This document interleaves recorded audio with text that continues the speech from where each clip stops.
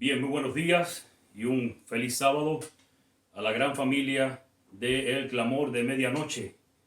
Espero que hayan tenido una noche de sábado placentera y hoy estemos con ese vigor espiritual, con ese deseo de escuchar una vez más lo que Dios tiene para nosotros, para este tiempo. Antes de comenzar el estudio de esta mañana, queríamos compartir algo con ustedes, algo que se inició. Mi suegro nos llama a la familia y nos llamó la atención a cierta matutina. Al mensaje de cierta matutina se llama Reflejemos a Jesús. Y nos dijo, ¿leyeron la matutina del día 17 de Reflejemos a Jesús? O nosotros no lo hemos leído. Así que empezamos todo el resto de la familia a leer esta matutina y se me ha pedido que comparta con ustedes. Y creo que es importante que compartamos. Para ir entrando más en confianza, para que vayan conociendo mejor los objetivos, la visión y la misión y hacia la dirección que se dirige este canal, es importante que conozcan, que ustedes conozcan qué es lo que nos mueve. Porque siempre va a existir personas que nos acusen de que nosotros nos dedicamos a acusar o a señalar o a decir o a criticar. Y ese no es el motivo. Y Dios siempre nos indica, en el sentido que siempre nos muestra si si esta es la dirección correcta a la cual estamos llevando. Y escuchen como dice esta matutina, Reflejemos a Jesús, diciembre 17. De hecho, les invito que vayan a esta matutina y comiencen desde diciembre 17 y continúan hasta el día de hoy y sigan, y ustedes van a ver grandes mensajes para este tiempo.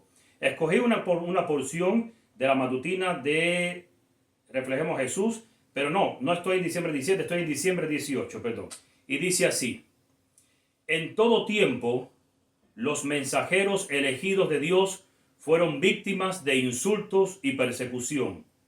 No obstante, el conocimiento de Dios se difundió por medio de sus aflicciones. Cada discípulo de Cristo debe ocupar un lugar en las filas para adelantar la misma obra, sabiendo que todo cuanto hagan los enemigos redundará en favor de la verdad. El propósito de Dios es que la verdad se ponga al frente, que llegue a ser tema de examen y discusión. A pesar del desprecio que se le haga, tiene que agitarse el espíritu del pueblo. Todo conflicto, todo vituperio, todo esfuerzo por limitar la libertad de conciencia son instrumentos de Dios para despertar las mentes que de otra manera dormirían. Quiere decir que Dios nos dice que tenemos que presentar la verdad. Y hay personas que dicen, pero no hables así directamente, no menciones este tema, no digas esta cosa, no te busques problemas, no te señales. Dios dice que nosotros tenemos que presentar la verdad de Dios. Tenemos que traerla como tema de discusión, que la gente se entere, que surge el espíritu de oposición. Sí, eso es bueno. Porque cuando alguien se opone, la gente va a analizar, bueno, ¿qué fue lo que presentaron ellos? ¿Y cuáles son los argumentos que presentan estos otros para contradecir lo que ellos dicen? Y estoy seguro que al ver que no hay argumento bíblico ni del espíritu de profecía, mucha gente despertará. Y eso es lo que Dios nos está diciendo a nosotros en esta mañana. Ese es el motivo, esa es la misión, esa es la dirección, eso es lo que impulsa a este ministerio de presentar la verdad. Ha llegado el momento, hermanos, de que sea presentada la verdad. Se está acabando el tiempo de gracia para el pueblo adventista. Se está ya llenando el número de ese pueblo remanente, reducido por supuesto, de ese remanente reducido que saldrá henchido del Espíritu Santo para entonces pregonar y dar el fuerte pregón al resto de los cristianos. Para eso nos preparamos. Estoy seguro que para eso Dios usa este canal, para prepararte a ti y a mí, para llamar tu atención y llamar la mía. Así que entremos en el tema de esta mañana. ¿Y qué día es hoy? 24 de diciembre. Bueno, es un tema donde la gente, donde hay mucho conflicto en el mundo cristiano. Si ustedes pudieran chequear en YouTube, en Facebook, cuántas personas de otras denominaciones se están despertando con relación a estos temas y a otros muchos, ustedes se quedarían asombrados. Y Dios está llamando su atención a su pueblo una vez más, y yo diría por última vez. Y siempre que inicio este tema me gusta hacer la misma pregunta. ¿Qué es más fácil? ¿Vivir por Cristo o morir por Cristo? Vamos a orar para entrar en discusión de este asunto. Oremos. Padre que estás en los cielos, te damos gracias por tus bondades y misericordia. Te damos gracias por tu presencia con nosotros. Y te damos gracias porque tu palabra es la que vamos a escuchar. Porque de tu palabra emana la vida. De tu palabra emana el conocimiento. De tu palabra emana la verdad. Ayúdanos para recibirla. Ayúdanos para que pueda penetrarse en nuestros corazones y en los tuétanos de nuestros huesos. Bendice al pueblo que está escuchando. Te lo pedimos en el nombre de Jesús. Amén. Ahora sí, la pregunta entonces que queda es, ¿qué es más fácil? ¿Vivir por Cristo o morir por Cristo? Y no sé qué tendrás en tu mente, cuántas respuestas tendrás en tu mente. Hay personas que le tienen miedo a la muerte y no les gusta la idea de morir por Cristo. Sin embargo, Pablo decía, para mí el vivir es Cristo, mas el morir es ganancia. Daba la impresión que era mejor morir por Cristo que vivir por Cristo. ¿Y quieres que te diga algo? Es mejor morir por Cristo que vivir por Cristo. ¿Y por qué? Mientras se trata de que Cristo me dé, nuestra vida espiritual es maravillosa. Será algo maravillosa. Es una experiencia espiritual maravillosa. Tú hablas con los cristianos cuando les dices, Cristo te da esperanza, Cristo te da consuelo, Cristo te da, y eso es toda una maravilla. Pero cuando se dice, es necesario que abandones esto o aquello por Cristo, o que des un paso en la fe. Perdón, se me fue esto aquí. Un paso en la fe, o te ubiques en cierta posición que te separa de los demás, es un problema. Porque me estás quitando mi comodidad, o mis intereses, o me estás exponiendo frente a la gente. Quiere decir que mientras la religión te anuncia todo lo que Cristo te va a dar, todo va a estar bien. Hay promesas, tu pan y tu agua te serán ciertas y nunca fallará y no te faltará esto y no te faltará aquello y tus hijos correrán. Eso está muy lindo. Pero hay una parte del evangelio que a la gente no le gusta. Y esa parte del evangelio es la parte cuando dice, ¿qué estás dispuesto de abandonar por Cristo? ¿Qué estás dispuesto de hacer por Cristo? Ahora es un problema. Porque ahora me manda a mí a obrar, me manda a mí a hacer, me manda a mí a obedecer, me manda a mí a tomar una decisión e ir en contra de algo o de muchos.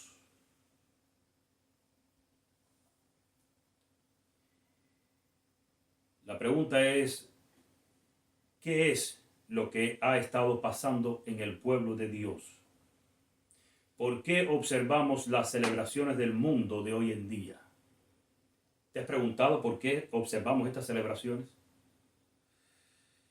¿Cuáles son las celebraciones que Dios nos dejó? ¿Será que Dios nos dejó celebraciones en la Biblia? Y si las dejó, ¿por qué no las observamos? ¿Cuál es el peligro que ha estado corriendo el mundo cristiano por abandonar las celebraciones bíblicas? Porque vamos a analizar que Dios nos dejó celebraciones, vamos a analizar que las hemos abandonado, pero vamos a entender hoy el por qué se ha abandonado y cuál es el peligro de que se haya abandonado. Empecemos por un ejemplo hoy en día. El ejemplo que tenemos hoy en día, el nacimiento de Jesús, 24 o 25 de diciembre. Como quieras ponerlo. ¿Por qué el mundo celebra el 25 de diciembre? Y este tema, yo sé que muchos dirán, ya yo he escuchado mucho sobre Nimrod, sobre Tamuz. Exactamente, te voy a hablar sobre eso, pero más bien te voy a mostrar ciertos datos para que entendamos la raíz del asunto. Pero aún más, primeramente, ¿existirá en la Biblia alguna forma de encontrar, no el día, pero por lo menos la época, inclusive, o el mes en que Jesús nació? Hay una forma bíblica, o sea, hay muchas formas bíblicas de encontrarlo. Y voy a usar la más sencilla, porque quiero que las personas que nos están mirando, desde el más pequeño hasta el más adulto, podamos entender todos juntos este tema. Así que voy a usar el tema más fácil, donde bíblicamente demostraremos el mes en el cual Cristo nació. Y entonces a partir de ahí empezaremos a sacar cuenta del resto del estudio. Vamos a Lucas capítulo 1 versículo 5. Abran su Biblia. Lucas capítulo 1 versículo 5. Vamos a ver qué nos cuenta la historia con relación al nacimiento de Jesús. Pero te vas a dar cuenta que lo que vamos a estudiar ahora mismo no es un tema directamente con Jesús. O sea, no te va a decir directamente cuándo nació Jesús, porque no habla de Jesús, habla de Juan el Bautista. Pero hay ciertos temas en la Biblia que están expuestos directamente a su verdad, y hay otros temas en la Biblia que están expuestos de manera indirecta, porque así Dios lo estableció. Lucas 1, versículo 5. Hubo en los días de Herodes, rey de Judea, un sacerdote llamado Zacarías, de la clase de Abías. Su mujer era de las hijas de Aarón y se llamaba Elizabeth. Quiere decir que encontramos en la Biblia que son 24 órdenes sacerdotales. Necesitamos averiguar de qué clase era la orden de Abías o a cuál orden pertenece la orden de Abías. ¿Y cómo conocemos esto? Pues en Primera de Crónicas, capítulo 24, versículos 3 al 10. Esta clase sacerdotal, quien la fundó fue el profeta Samuel. Así que en Primera de Crónicas, capítulo 24, versículos del 3 al 10, versículos 3 y 10, usted puede leer el resto en casa para que indague un poco más. El versículo 3 dice: y David, con Sadoc de los hijos de Eleazar y Ahimelech de los hijos de Itamar, los repartió por sus turnos en el ministerio. Y sigue diciendo, en el versículo 10 encontramos que la séptima orden era a la casa de Cos y la octava orden era a la casa de Abías. Quiere decir que si Zacarías pertenecía a la clase de Abías, entonces la clase de Abías era la octava en secuencia de número. ¿Y eso de qué me sirve o para qué necesito saber si la clase de Abías era la octava o en secuencia de número? Bueno, en Éxodo 12, 18 o en el capítulo 12 nos habla que Nisán será el primer mes del año. Entonces, si esta orden de Abías era la octava, ¿en qué mes del año para nosotros le tocaba ministrar a los levitas descendientes de la casa de Abías? Hemos escogido un gráfico que usted puede encontrar fácilmente en Google. Y es el gráfico del calendario hebreo. Y ojo, no es calendario judío, es calendario hebreo, porque judíos son solo los de la tribu de Judá y los hebreos no eran judíos. Vamos a ir aclarando para ir educándonos en este aspecto. Los hebreos eran israelitas porque eran descendientes de Israel. Entonces el calendario hebreo es porque ese fue el calendario que Dios fundó. La cultura que Dios fundó fue la cultura hebrea. El calendario que Dios creó fue el calendario hebreo. Así que en el calendario hebreo vamos a encontrar que para nosotros el mes de Nisán empieza un poco después de la mitad de marzo. Así que si la orden de Abías, de la orden a la cual pertenecía Zacarías de Abías, era la octava, y nosotros conocemos que el sacerdocio se celebraba de semana de cada 8 días. El sumo sacerdote entraba oficial sábado en la tarde, traía los panes nuevos, quitaba la primera pila de panes viejos, porque era de una semana, y ponía los 6 panes nuevos, y ahora quitaba la otra pila de panes viejos, y ponía 6 panes nuevos frescos, y así continuaba esa semana hasta el otro sábado que llegaba la tarde, que entonces entraba el otro sumo sacerdote que le correspondía según su orden. Eso era lo que se hacía. Entonces, si la de Abías era la número 8, tenemos que contar 8 semanas, porque a partir de la octava semana del año entonces le tocaba a la orden de Abías.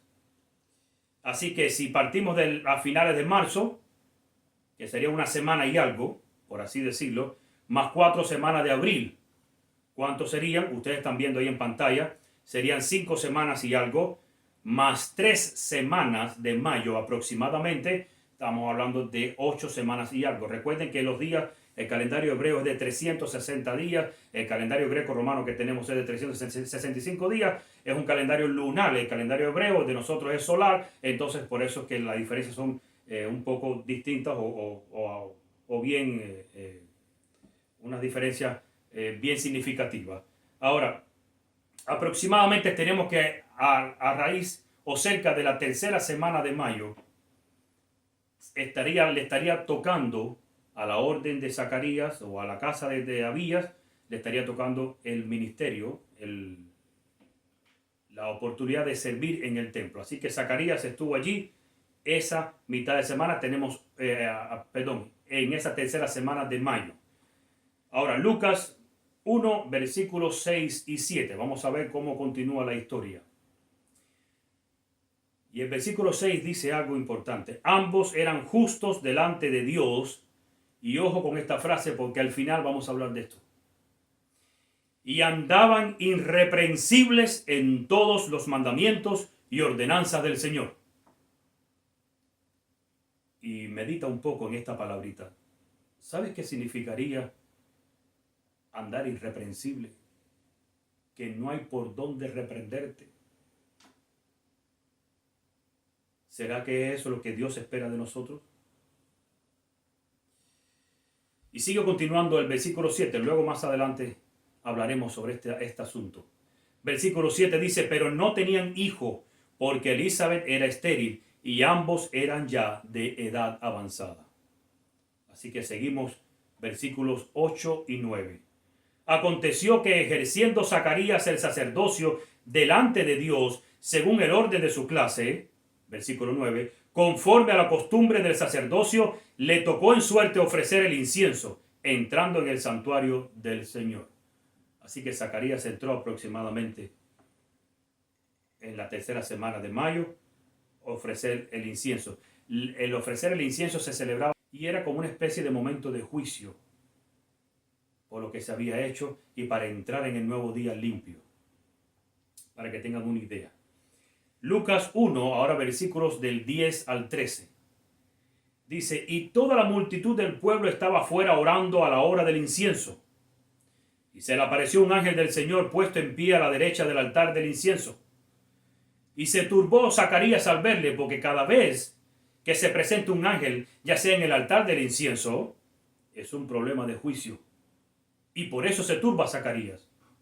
¿No se supone que está esperando la presencia de Dios? Sí, pero la de un ángel en el momento del incienso, que es un momento de juicio, ahí nos asustamos. Y Zacarías se asustó. Y se turbó Zacarías al verle y le sobrecogió temor. Pero el ángel le dijo, Zacarías, no temas, porque tu oración ha sido oída y tu mujer Elizabeth te dará a luz un hijo y llamarás su nombre Juan. Y continuamos en Lucas capítulo 1, versículos del 15 al 17 en esta ocasión.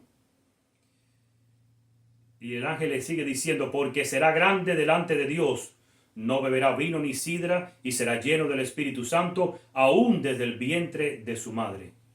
Y hará que muchos de los hijos de Israel se conviertan al Señor, Dios de ellos. Y me detengo aquí para decirles que esa parte dice, y será lleno del Espíritu Santo aún desde el vientre de su madre.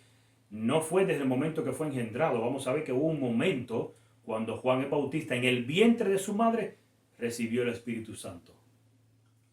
Y sigue diciendo, bueno, versículo 16, lo repito de nuevo, y hará que muchos de los hijos de Israel se conviertan al Señor, Dios de ellos. 17, e irá delante de él con el espíritu y el poder de Elías para hacer volver los corazones de los padres a los hijos y de los rebeldes a la prudencia de los justos, para preparar al Señor un pueblo bien dispuesto. Y aquí estaba el ángel dándole este mensaje a Zacarías. Pero en Lucas 1, ahora del 18 al 22, dice que dijo Zacarías al ángel, ¿en qué conoceré esto? porque yo soy viejo y mi mujer es de edad avanzada. Y ahora Zacarías se atreve a dudar un poco de lo que el ángel está diciendo. Y quería saber un poco más, dame un poco de prueba, dame un poco de explicación quizás. Y ahora dice el versículo 19, respondiendo el ángel le dijo, yo soy Gabriel. Y quiero hacer un énfasis, cuidado con las personas que piden pruebas, aunque ese no es mi tema hoy. Cuidado con lo que pedimos al Señor. Y el ángel le tuvo que decir a Zacarías, yo soy Gabriel, que estoy delante de Dios y he sido enviado a hablarte y darte estas buenas nuevas. Y ahora quedarás mudo y no podrás hablar hasta el día en que esto se haga, por cuanto no creíste en mis palabras, las cuales se cumplirán a su tiempo. Y dice el versículo 21, y el pueblo estaba esperando a Zacarías y se extrañaba de que él se demorase en el santuario, porque el ritual que tenía que practicar Zacarías dentro del santuario no tomaría tanto tiempo. Y el pueblo estaba fuera asustado. Versículo 22, pero cuando salió no les podía hablar y comprendieron que había visto visión en el santuario. Él les hablaba por señas y permaneció mudo. Así que si Zacarías, dice Lucas 1, 23 y 24, y cumplidos los días de su ministerio se fue a su casa. Así que si empezamos a la tercera semana aproximadamente de mayo, 8 días después, eso nos lleva a junio, al principio de junio aproximadamente. Un día antes del día primero, un día después, pero nos lleva a ese punto. Después de aquellos días, concibió su mujer Elizabeth y se recluyó en casa por 5 meses. Así que después de aquellos días, concibió su mujer Elizabeth y se recluyó en casa por 5 meses, diciendo, así ha hecho conmigo el Señor en los días en que se dignó quitar mi afrenta entre los hombres. Así que ahora contamos desde el mes de junio 5 meses aproximadamente. ¿Cuántos meses nos lleva? Así que julio, agosto, septiembre, octubre y noviembre. Estamos aproximadamente en el mes de noviembre. Y Lucas 1, ahora del 26 al 31, nos sigue narrando. Al sexto mes, y la gente cree que se refiere el texto al sexto mes del calendario hebreo. Pero vamos a ver más adelante que no se trata del sexto mes del calendario hebreo. Y al sexto mes el ángel Gabriel fue enviado por Dios a una ciudad de Galilea llamada Nazaret, a una virgen desposada con un varón que se llamaba José, de la casa de David, y el nombre de la virgen era María. Y entrando el ángel en donde ella estaba, dijo, salve muy favorecida, el Señor es contigo, bendita tú entre las mujeres. Y ahí se asustó un poco María, porque ella es como que alguien te diga, felicidades, felicitaciones para ti, y tú lo primero que pensarás es, bueno, ¿y a mí qué me ha pasado? ¿Qué me perdí? Y dice, versículo 29, mas ella cuando le vio se turbó por sus palabras y pensaba que, ¿qué salutación sería esta? Entonces el ángel le dijo, María, no temas porque has hallado gracia delante de Dios. Y ahora concebirás en tu vientre y darás a luz un hijo y llamarás su nombre Jesús. Quiere decir que el sexto mes donde estaba ubicado la historia es en el sexto mes de embarazo de Elizabeth. Sería diciembre. Y sigue diciendo Lucas 1, ahora del 34 y 37. Después que María escucha todo, dice, entonces María dijo al ángel, ¿cómo será esto? Pues no conozco varón. Respondiendo el ángel le dijo, el Espíritu Santo vendrá sobre ti y el poder del Altísimo te cubrirá con su sombra, por lo cual también el santo ser que nacerá será llamado Hijo de Dios. Y he aquí tu parienta Elizabeth, ella también ha concebido hijo en su vejez, y este es el sexto mes. Entonces ahora estaba de alguna forma declarando Gabriel que el sexto mes del cual se está refiriendo no es el sexto mes del calendario hebreo, sino se está refiriendo al sexto mes de embarazo de Elizabeth. Y este es el sexto mes para ella, la que llamaban estéril, porque nada hay imposible para Dios. Y en el versículo 38 termina diciendo, entonces María dijo, he aquí la sierva del Señor, hágase conmigo conforme a tu palabra, y el ángel se fue de su presencia. Confirmado, Cristo fue concebido en el mes de diciembre. En todo caso, si habría que celebrar algo así, sería la concepción de Cristo, no el nacimiento de Cristo. Bien, Lucas 1 del 39 al 43 en esta ocasión. En aquellos días, ¿en cuáles días? En esos días que el ángel estuvo con María, levantándose María fue deprisa a la montaña a una ciudad de Judá y entró en casa de Zacarías y saludó a Elizabeth. Y miren qué pasará ahora. Y aconteció que cuando oyó Elizabeth la salutación de María, la criatura saltó en su vientre y Elizabeth fue llena del Espíritu Santo. Y ahora el versículo 42, y exclamó a gran voz y dijo, bendita tú entre las mujeres y bendito el fruto de tu vientre. ¿Por qué se me concede esto a mí, que la madre de mi Señor venga a mí? Así que Elizabeth ya estaba confirmando para nosotros que María ya estaba embarazada de Jesús en el 6º mes de su embarazo. Lucas 1, versículo 56 dice, y se quedó María con ella como 3 meses, después se volvió a su casa. Así que aproximadamente, si sacamos en cuenta que María fue en diciembre a ver a Elizabeth, entonces ahora sería enero, febrero y marzo. Y luego en marzo, con el nacimiento de Juan el Bautista, entonces ella se retira de casa de Elizabeth. En Juan 1:14 dice, y aquel verbo fue hecho carne y habitó entre nosotros y vimos su gloria, gloria como del unigénito del Padre, lleno de gracia y de verdad. Entonces, ¿cuándo nació el Señor? Si sacamos cuenta, 6 meses después del mes de marzo, nos lleva abril, mayo, junio, julio, agosto, septiembre. Y de hecho, el texto de Juan 1:14, cuando vas al original, te das cuenta que Cristo nació en la fiesta de los tabernáculos. Por eso es que está la palabra habitó, la palabra esquenogo, en griego es tabernaculizó con nosotros. Y al 8º día fue circuncidado, como lo hacían todos los hebreos.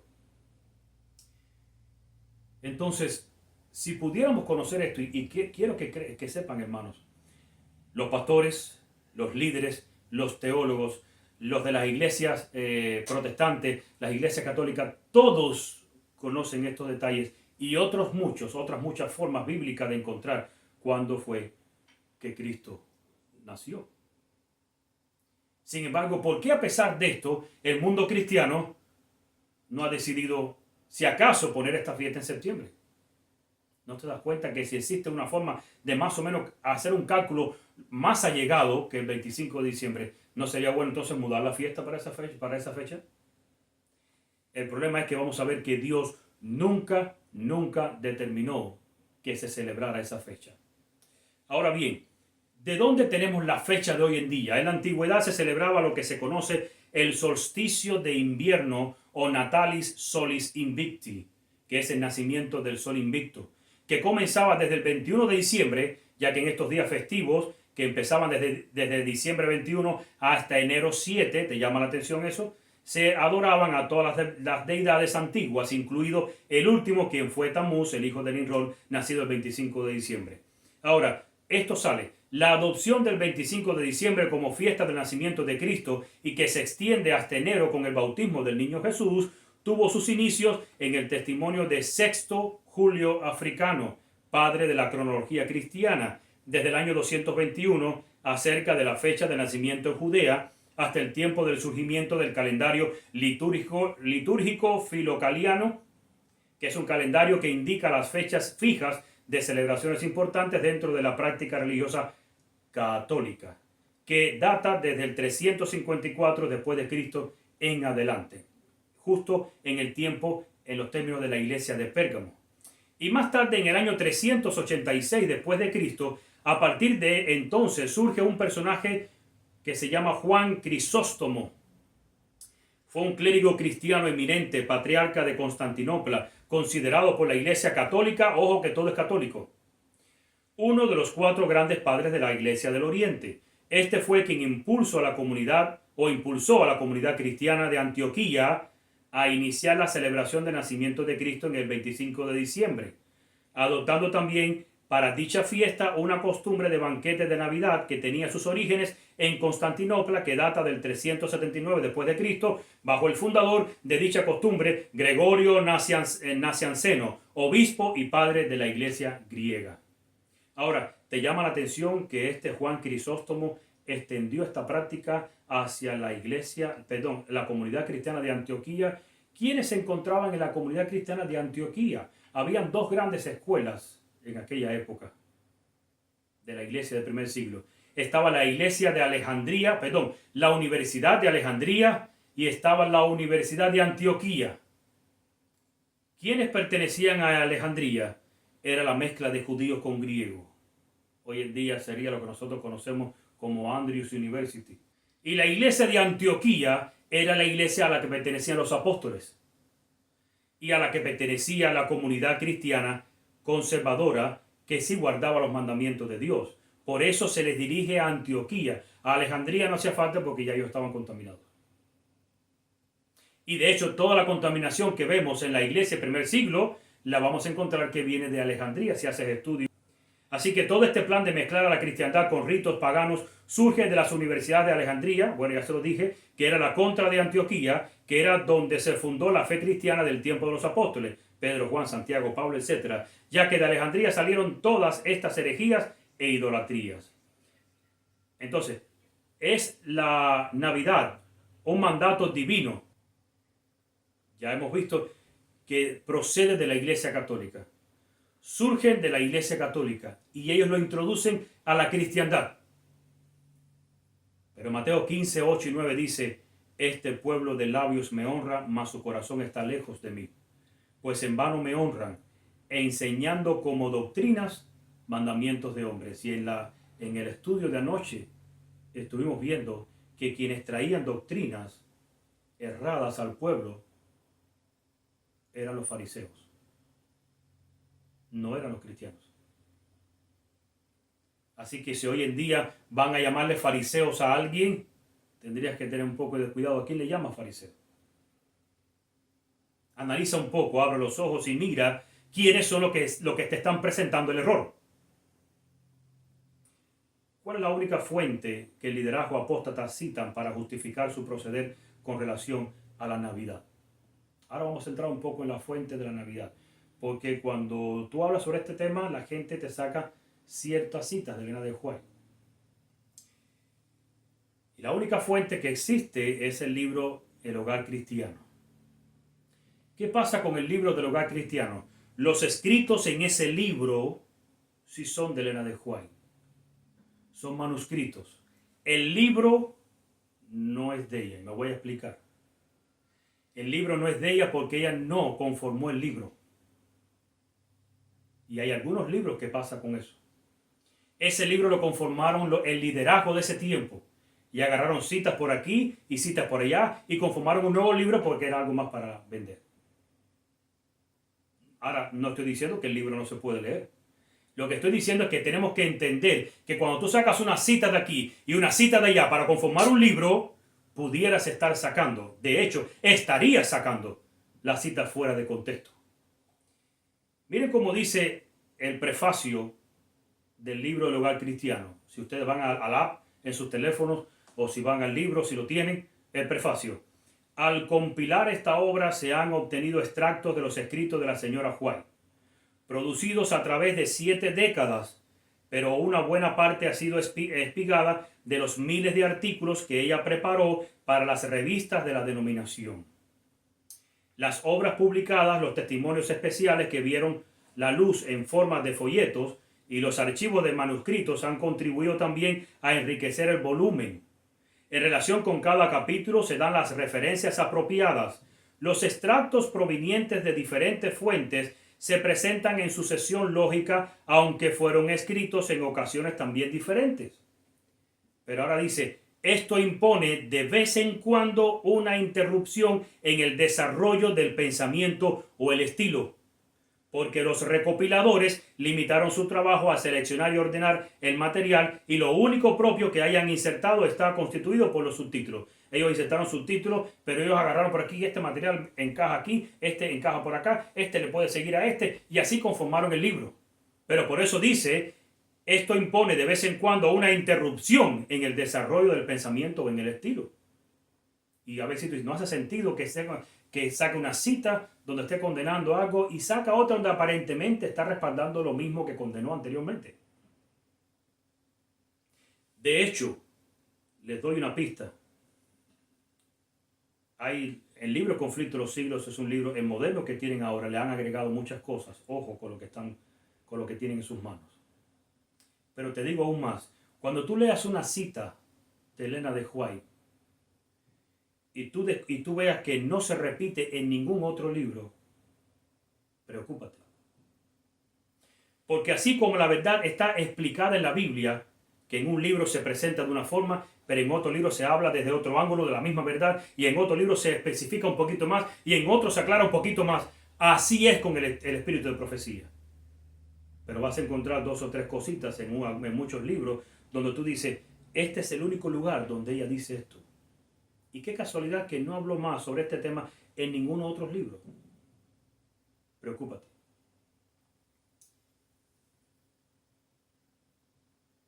¿Quería Cristo que observáramos en las celebraciones de la Navidad o los cumpleaños? Vamos a ver un poco. Bíblicamente hay silencio en cuanto a esto. En la cultura hebrea, que fue la cultura que Dios creó, no hay espacio para el cumpleaños. En la cultura hebrea, el día del nacimiento se llevaba una ofrenda a Dios y punto. No había fiestecita en la casa, ni había la mejor comida para el cumpleañero. Ahora, mire lo que ella dice en el mismo libro Hogar Cristiano, página 430, párrafo número 2. Bajo la economía judaica, Dios había ordenado que se le presentara una ofrenda en ocasión del nacimiento de los hijos de Dios, de los hijos. Ahora vemos a los padres procurar en forma especial ofrecer regalos a sus hijos en sus cumpleaños.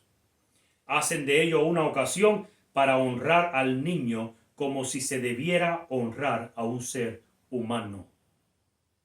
En esto Satanás ha logrado lo que quería y ha distraído hacia los seres humanos la atención y los regalos, de manera que los pensamientos de los niños se dirigen a sí mismos como si hubieran de ser objetos de favores especiales.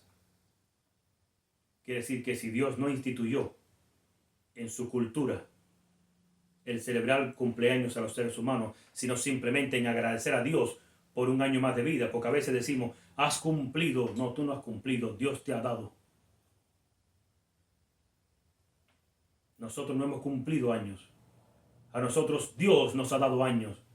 Y la única atención debería ser hacia Él. Y las ofrendas hacia Él. O los regalos hacia Él. El reconocimiento hacia Él. Ahora ella dice más adelante que los regalos deberían ser traídos a Dios y nada más. En el mismo libro ella declara, ahora en la página 431, párrafo 1, la obra de Dios en primer lugar. He dicho a mi familia y a mis amistades que mi deseo es que nadie me haga un regalo de cumpleaños o de Navidad, a menos que sea con el permiso de transferirlo a la tesorería del Señor para ser asignado al establecimiento de las misiones. Quiere decir que ni regalo de cumpleaños ni de Navidad. Y usted dirá, ve, ella pro la Navidad. No, la gente venía con regalos de Navidad. La gente venía a ella. Y aún los regalos son regalos. Y ella decía, no los acepto a menos que me autorice. Lo que me estás trayendo se va para la tesorería. ¿Te va a molestar eso? ¿Te vas a ofender? ¿O te quedas bien con eso?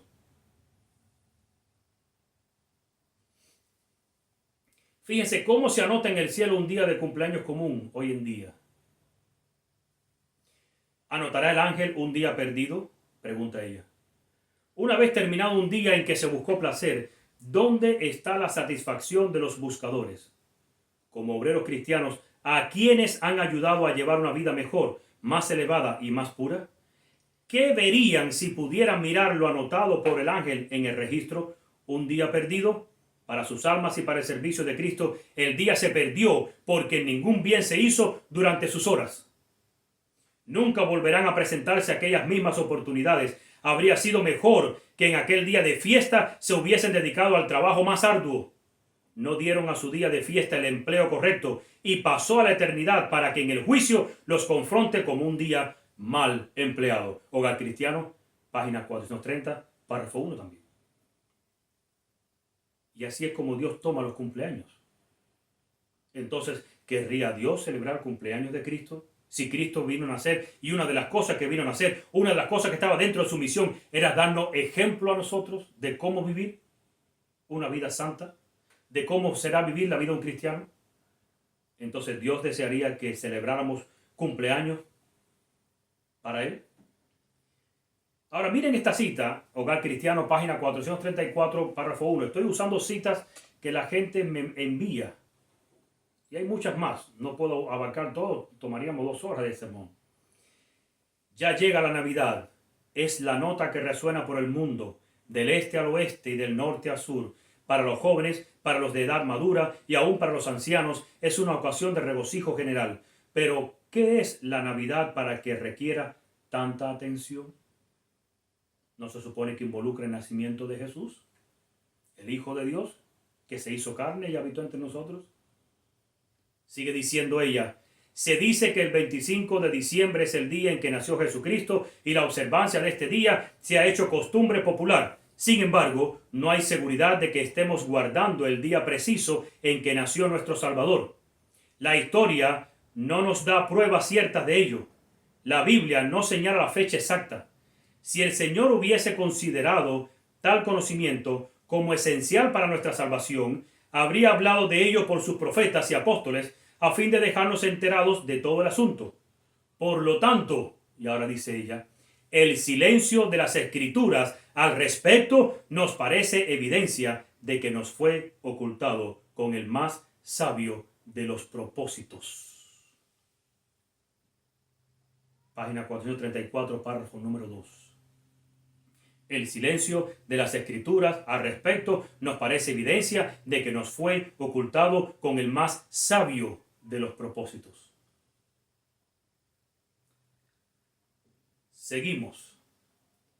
Sigue la siguiente cita. Se acerca la época de las fiestas con su intercambio de regalos y tanto los jóvenes como los adultos consideran atentamente que puedan dar a sus amigos en señal de afectuoso recuerdo. Por insignificantes que sean los regalos, es agradable recibirlos de aquellos a quienes amamos.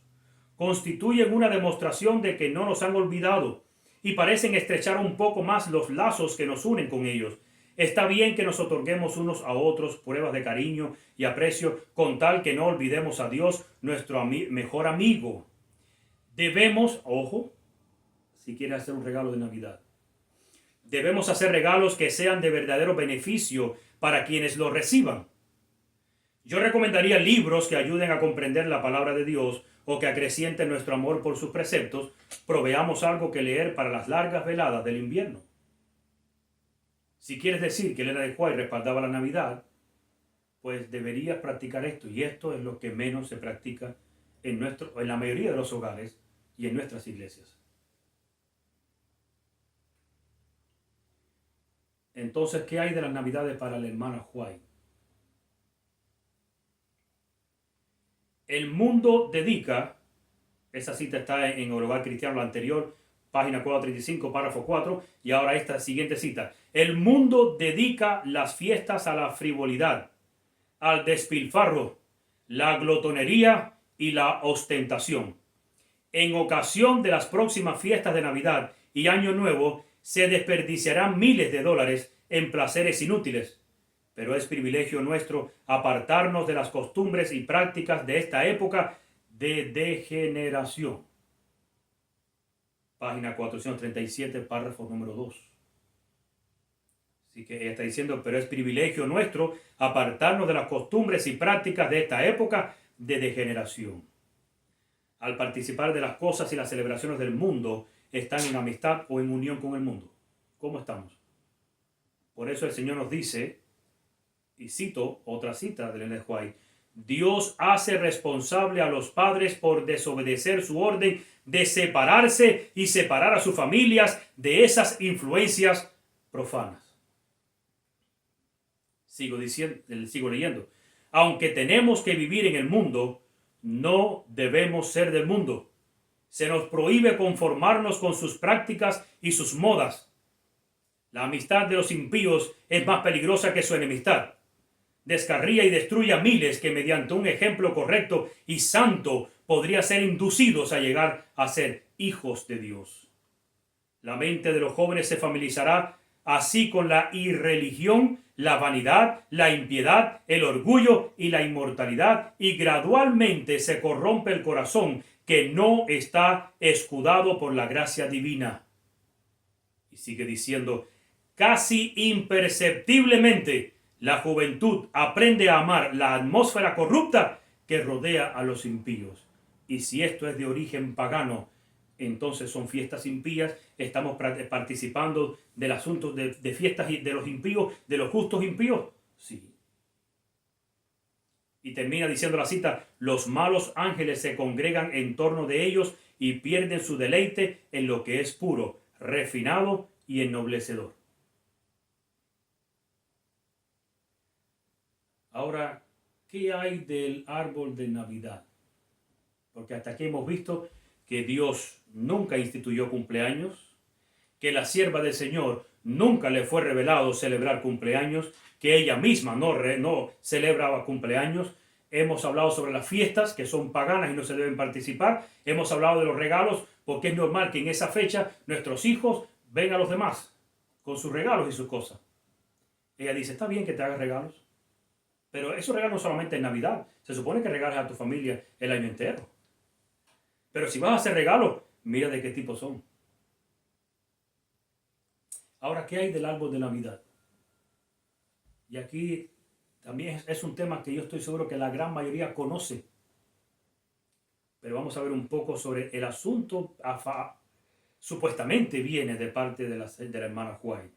Vamos a ver qué pasa con el árbol de Navidad en nuestra fe. Primeramente, vamos a ver la tradición del mundo sobre el árbol de la Navidad. ¿Cómo fue que surgió la idea del árbol de Navidad? Según la tradición de fuentes antiguas y según Google, el que todo lo sabe, así lo denominan los jóvenes hoy en día, cada vez que tú le preguntas algo a los jóvenes, dices, voy a ir al que todo lo sabe, y no es Dios, para ellos es Google. El origen del árbol de Navidad se remonta a Nimrod. Nimrod nace también el 25 de diciembre, según las tradiciones. Nimrod muere y se convierte en el dios Sol o en el Sol. Por eso son las antiguas fiestas antiguas del solsticio. Milagrosamente nace un árbol en el mismo lugar de su tumba, lo cual es motivo a partir de entonces de adoración. Y de ahí es que se origina el árbol de Navidad. O sea, o la adoración a un árbol. Ahora, Tamuz, su hijo, también nace el 25 de diciembre, pero cuando muere se convierte en la estrella de Saturno. Por eso es que los romanos específicamente celebraban la Saturnalia, porque decían que era la estrella más grande. De aquí nace la famosa estrella en el pico del árbol. O sea, el árbol es el padre y la estrella es el hijo. Que más tarde declaran que es la estrella de David, porque muchos después para disfrazar el sacrificio, el simbolismo, no, pero esto representa la estrella de David. Otros, más tarde, la estrella del oriente. No, esa fue la estrella que los magos vieron en el oriente. Y decoramos el árbol, o sea, se decora. Digo decoramos porque yo lo hice un tiempo. Hace años que dejé de hacerlo. Pero decoramos el árbol de Navidad con una estrellita arriba porque representa la estrella del oriente. Esa estrella que iluminó el camino para los magos. Y otros dicen que representa a Cristo como la estrella de la mañana. Y en el mundo cristiano ha tomado diferentes símbolos, pero siempre un símbolo para querernos obligar a que mantengamos esa creencia, a que mantengamos ese ritual, esa fiesta. Y fíjense que la fiesta de la Navidad, el enemigo la disfrazó de un motivo casi difícil de arrancar, porque no está celebrando nada pagano, es el nacimiento de Jesús, el Hijo de Dios, Emmanuel, Dios con nosotros. ¿Y cómo se te ocurre que tú no debes velar por ese nacimiento? Lo mismo con el domingo. Hemos quitado el sábado porque ahora estamos celebrando la resurrección de Cristo. ¿Qué sería nuestra vida cristiana sin la resurrección de Cristo? No sería nada. Pablo dice, en vana sería nuestra fe. Eso es lo que ellos expresan. Y fíjense cómo el enemigo disfraza todo con un motivo tan fuerte que es difícil que te puedas negar. Luego aparece la famosa luna que está en muchos arbolitos. Y aquí van a encontrar la famosa Trinidad. Voy a decir la palabra correcta. Tradicional de las fuentes antiguas. La Trinidad tradicional. Luego Semiramis, esposa de Nimrod y madre de Tamuz, muere y se convierte en la luna. La luna es la mujer, la compañera única del sol, y cuya función es orientar las siembras y darle fertilidad a la mujer en el embarazo. Y ahí tienes la Trinidad, el sol, la luna y Venus como representante de las estrellas. Y ahí surgió todo eso. Y celebramos el Día de los Enamorados, y no estoy tocando ese tema. ¿Y saben qué celebramos? Cuando Nimrod muere y se convierte en el dios Sol, ahora su hijo es el que toma el poder como el rey, y está su madre Semiramis que dice, si este se me casa, la mujer, la muchacha que venga a ser su mujer, ahora tomaría mi lugar como reina. Y para mantener el reinado dentro de su patrimonio, ahora ella se casa con su hijo. Y ahora ella es reina y se queda en el poder, se quedó dentro de la casa. El hijo es rey, la mamá es reina, y nosotros hoy en día celebramos en la iglesia un verdadero incesto.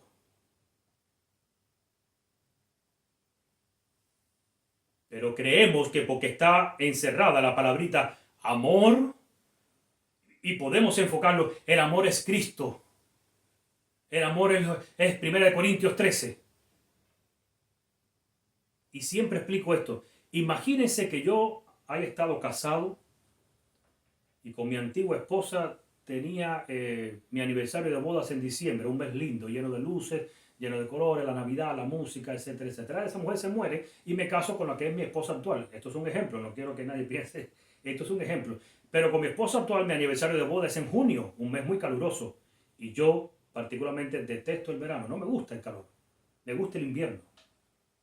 Pero imagínense que ahora a mí se me ocurra proponerle a mi esposa algo. Mira, vamos a celebrar nuestro aniversario de bodas, pero no en la fecha que lo tuvimos, sino en diciembre. Porque es un mes más frío, más fresco, es más lindo, las luces, los colores. Fíjate, yo no voy a estar pensando en mi antigua esposa, yo voy a estar pensando en ti. Lo voy a celebrar en esa fiesta o en esa fecha, pero no estoy pensando en ella, estoy pensando en ti. Y eso es lo que le proponemos a Dios, porque eso sería la proposición más loca del mundo, la proposición más loca del mundo. Probablemente mi esposa me rompería una cazuela en la cabeza. Porque a nadie se le ocurriría semejante cosa, pero a nosotros se nos ocurre decirle a Dios, lo vamos a celebrar en esa fecha, pero no voy a pensar ni en Nimrod ni en Tamuz. No, yo voy a presentar a tu Hijo Jesucristo. ¿Se te ocurriría semejante cosa? ¿Crees que Dios se le ocurriría semejante cosa cuando los filisteos tomaron el arca de los hijos de Elí? El arca destruyó todo, cuantas ciudades lo llevaron, y ahora ellos dijeron, tenemos que devolver el arca. Y llamaron a los sacerdotes paganos y le preguntaron, ¿cómo hemos de hacer esto? ¿Cómo hemos de devolver el arca? Denos las instrucciones. Y saben que el carro se me fue el nombre ahora del dios de los filisteos que menciona la Biblia ahí en Reyes y en Crónicas, ya me acordaré. Ese carro de ese dios, eso era una estatua grande, y el carro era un carro grande, era un carro dedicado a una deidad, con un confort tremendo. Qué privilegio montar el arca en ese carro que solamente era dedicado a una deidad. Nada profano o nada de otra cosa había sido puesto allí. El dios Dagón, me acordé el nombre. Pero a estos sacerdotes paganos, ¿qué le dijeron? Hagamos un carro nuevo. Ni se te ocurra darle a Jehová un carro que fue dedicado a otro. Pero hoy a nosotros se nos ocurre darle a Jehová una fecha que pertenece a otro. E hicieron ese carro nuevo y ahí transportaron el arca. Pero esto es en realidad lo que se nos ocurre a nosotros. Y los hermanos que practican estas cosas y que quieren defender su posición y que no quieren abandonar su gusto, entonces usan pensamientos como, pero yo no pienso en Nimrod. Y el hecho de que no pienses en Nimrod, ya se arregló todo. Ya deja de ser pagano. Ya para Dios está bien. O si tú no piensas en Nimrod y en Tamuz, está bien. Ahora sí, yo te lo acepto. ¿Qué clase de Dios nosotros creemos que estamos? Estamos equivocados completamente. Y tengo la cita ahora de Elena de White con relación al asunto del árbol. Al terminar el largo viaje que me trajo del este, llegué a casa a tiempo para pasar la víspera de Año Nuevo en Hillsborough. Y escuchen bien lo que está pasando en esta narración. No sé si mencionó bien el nombre, por si alguno que conoce mejor inglés que yo lo puede rectificar. El salón de actos del colegio había sido preparado para una reunión de la escuela sabática, no preparado para Navidad. Ojo, sigo leyendo.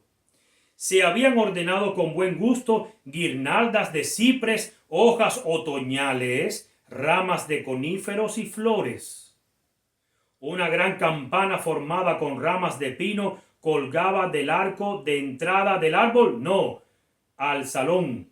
La entrada al salón había un arco y ahí hicieron una campana con pino. Una gran campana formada con ramas de pino colgaba del arco de entrada al salón.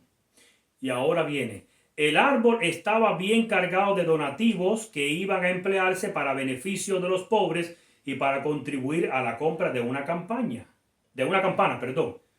porque hace falta una campana en cierto lugar. En esa ocasión, nada se dijo ni se hizo que hubiese de cargar la conciencia de nadie.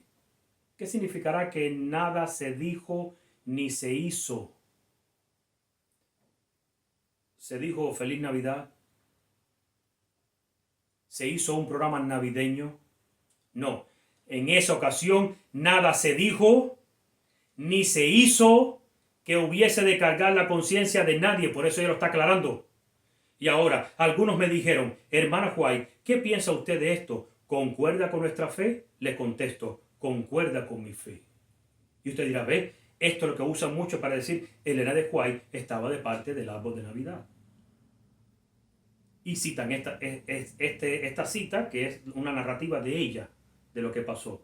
Pero la actividad era para la escuela sabática. La decoración era para escuela sabática. Habían hasta flores. En diciembre no hay flores. Pero aún más dice ella, en esa ocasión nada se dijo ni se hizo que hubiese de cargar la conciencia de nadie. Ahora, el tema del árbol de Navidad en los escritos de Elena de White solo fue una recomendación de parte de ella por ciertos proyectos de construcción en su época, como el sanatorio, el templo y muchas casas culto que se estaban abriendo en diferentes lugares y que requerían de una ampliación por el creciente número de hermanos que acudían. Así que nunca se dijo como mandamiento ni se recomendó como tradición que se pusiera un árbol de Navidad. Se aclaró cómo tenía que ser el árbol, un evergreen y no otro, porque de hecho no era cualquier árbol, no puede ser un artificial y no puede estar adornado de adornitos. Tenía que ser un evergreen, era un tipo de árbol, un pino en específico que nunca se pone seco, siempre se mantiene verde. Y la cita se la estoy dejando allí. Busquen, escriban en Google, en el que todo lo sabe, Review and Herald, diciembre 11, año 1879. Pongan párrafo 14, pero les va a salir desde el primero hasta el último. Ahora, Elena de White sí condenó la Navidad como una tradición pagana. Siguiente cita. No hay santidad divina que descanse sobre el 25 de diciembre y no es agradable a Dios que cualquier cosa que se refiera a la salvación del hombre a través del infinito sacrificio hecho por ellos sea tan tristemente pervertido de su profesado diseño. Review and Herald, diciembre 9, año 1884, párrafo número 3. No hay santidad divina que descanse sobre el 25 de diciembre. Ella decía que deberíamos recordar este evento, pero sin celebrar el 25 de diciembre. Siguiente cita. Aunque no sabemos exactamente en qué día nació Jesús, debemos honrar este sagrado acontecimiento. No quiera Dios, que haya alguien tan estrecho de mente que pase por alto este acontecimiento porque no tiene seguridad en cuanto a la fecha exacta. Elena de White está diciendo que no debemos recordar esto, que no debemos meditar en el día en que Dios decidió enviar a su Hijo hecho hombre y nació en este mundo. En la forma en que nació, ¿cuántos le recibieron? ¿Cuántos le esperaban o cuántos no le esperaban? ¿Quiénes eran los que le esperaban? Eso no se debería dejar de reconocer en nuestras iglesias.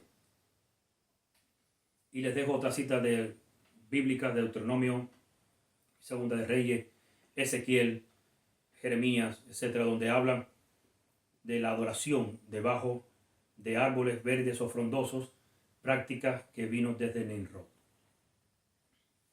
Esto es lo que Satanás ha deseado siempre borrar, dos cosas fundamentales de la mente de la gente. La pregunta es ¿por qué? ¿Y cuáles son esas dos cosas que Satanás siempre ha querido borrar de la mente de la gente?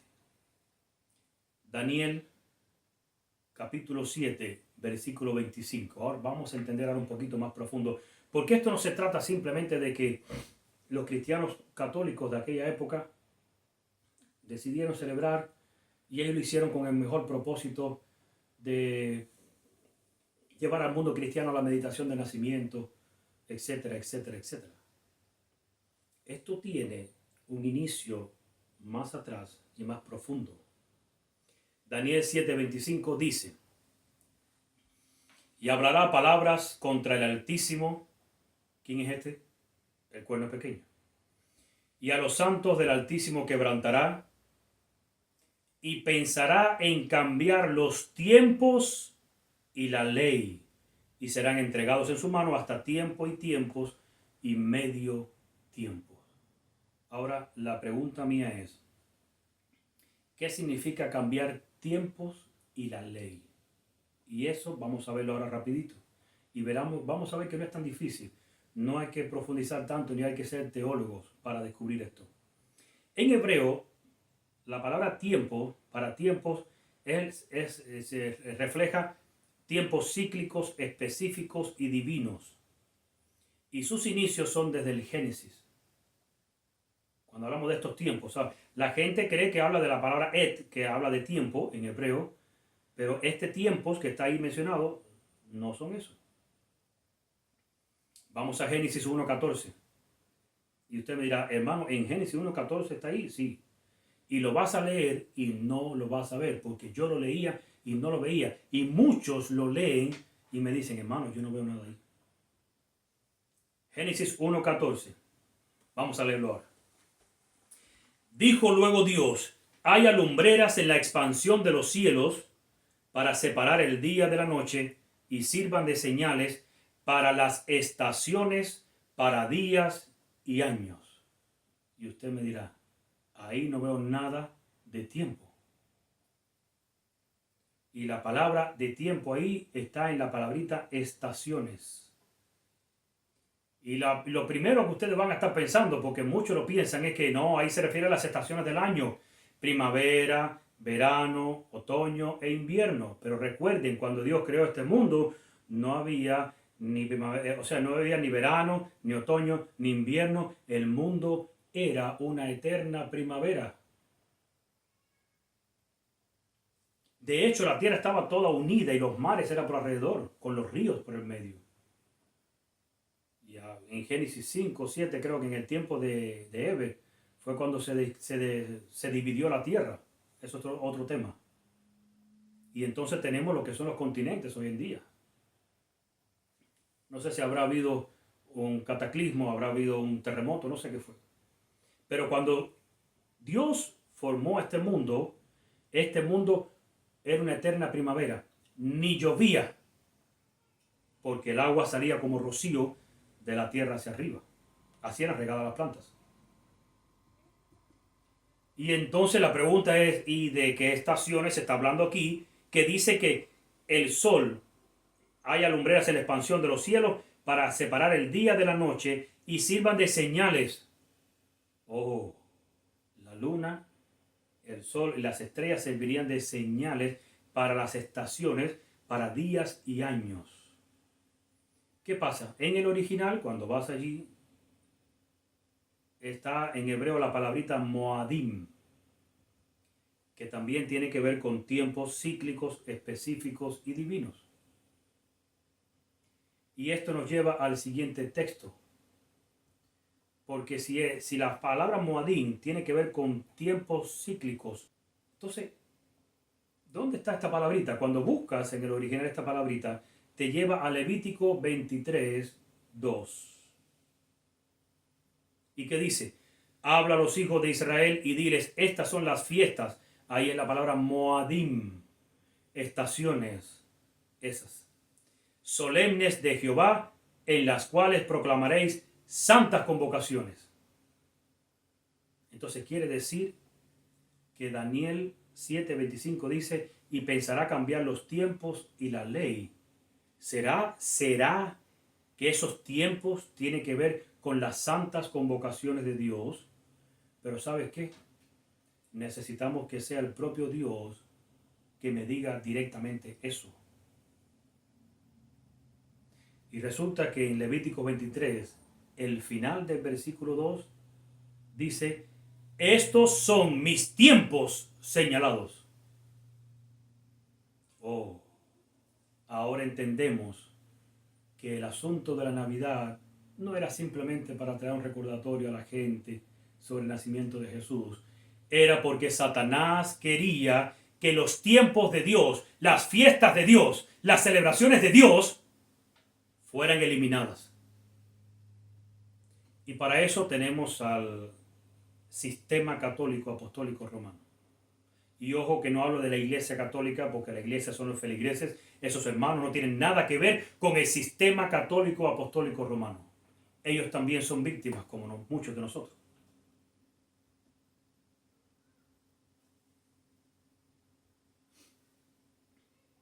Esto de cambiar los tiempos y la ley no es nada nuevo. Cuando estudias el libro de los jueces, vas a encontrar que el pueblo de Dios abandonó primero las fiestas y por ende dejó de asistir al santuario, y al dejar de escuchar a Dios, terminó abandonando sus leyes y sus preceptos. Y por eso dentro del libro de los jueces vas a encontrar una frase célebre que dice, si vas a Jueces 17:6, pero si vas desde el principio lo vas a encontrar. En aquellos días no había rey en Israel, cada uno hacía lo que bien le parecía. ¿Y saben cómo termina el libro de Jueces? Jueces 21:25, y en estos días no había rey en Israel, cada uno hacía lo que bien le parecía. No había rey porque primeramente no estaba el rey de los cielos, Cristo Jesús. Por lo tanto no se regían por él. Y no había un rey terrenal, un líder terrenal, que hiciera que el pueblo se dirigiera o levantara su vista a Dios. Por eso dice, en estos días no había rey en Israel, cada uno hacía lo que bien le parecía. Y hoy en día en el pueblo de Dios está sucediendo lo mismo. No hay rey, el rey de Israel no está en el pueblo de Dios, no está en su iglesia. Y el liderazgo le importa mucho menos. Y por eso el pueblo, cada uno hace lo que bien le parece. Por eso la verdad dejó de ser absoluta, porque se abandonó la ley, se abandonó la Biblia. Ahora la verdad es circunstancial. Eso es malo para ti, pero para mí no. Ellos dicen, puede que para ti sea algo malo, pero para mí no. Y ahora la verdad ya no es absoluta. Y si no es absoluta, ahora no te puedo acusar a ti de estar haciendo algo malo según la Biblia, porque eso es para mí y es error, pero para ti no. Y es un problema esto. ¿Te has preguntado cómo nuestros pioneros adventistas dieron con la fecha del 22 de octubre de 1944? Perdón, 1844. ¿Estudiando qué? ¿Las profecías nada más? El problema es que si estudias las profecías nada más, las profecías te dan el año. Sí. Pero ¿y el día y el mes? ¿Quién te lo da? Las fiestas. Ahora, ¿qué tiene que decirnos el Señor a través de su sierva con relación a las fiestas, a las estaciones, al Moadim, a las celebraciones que Él instituyó desde el principio? Que muchos dicen que fueron para el pueblo de Israel y sacan citas de Pablo que dice ya no más fiestas, no más luna nueva, y no más esto, y no más aquello. Y creen que Pablo lo que está diciendo es, eso se acabó, eso fue para ellos, para nosotros no.